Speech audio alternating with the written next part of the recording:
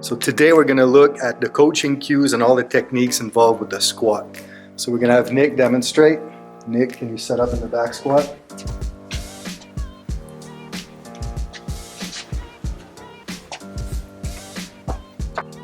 Alright, so you want the feet to be just a little bit wider than hip width, slightly turned out, just about 5 or 10 degrees.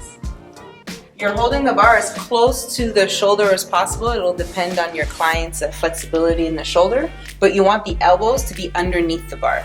So chest up high, they're going to fix a point straight ahead of them, and go ahead, bend the knees first. You want to maintain a neutral spine. Make sure you go all the way down so that the hamstring covers the calf in the bottom position.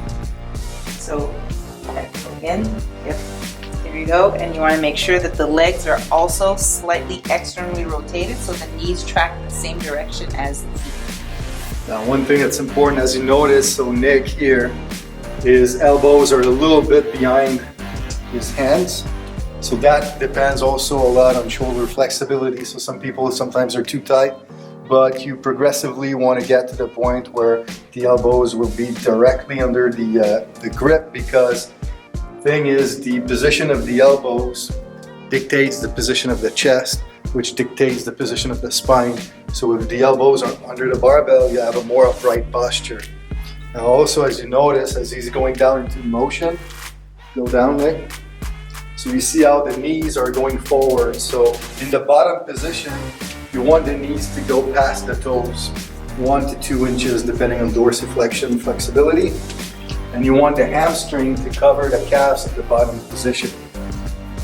Another tip is, as you're squatting, you want to make sure that your eyesight is always fixing a straight point the whole time. You don't want to be looking up and down as you're doing the exercise, because the eyes will also dictate the posture of your body. So if you're looking up and down as you're doing the exercise, it will change the position of your torso. So you look at point right in front of you, you fix it the entire time, and you maintain proper posture. Now, another very important thing, as you're squatting, you want to brace the abdominal wall.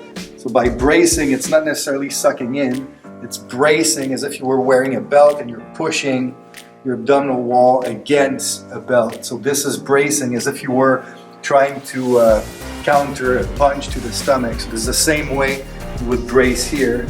And then the other thing is, you want a firm grip on the barbell, because you want to pull the barbell through your traps by activating the lats. The more activated the lats are, the more stable the spine will be. The more stable the spine will be, the better your hip position and the stronger your back squat can be. Now do another rep. Now as he's coming off of the bottom, you want to spread the floor with your feet by externally rotating the leg. So if you're externally rotating the entire femur of the leg, then you're activating the gluteus muscle even more, which makes for a stronger back squat, especially coming off of the bottom position.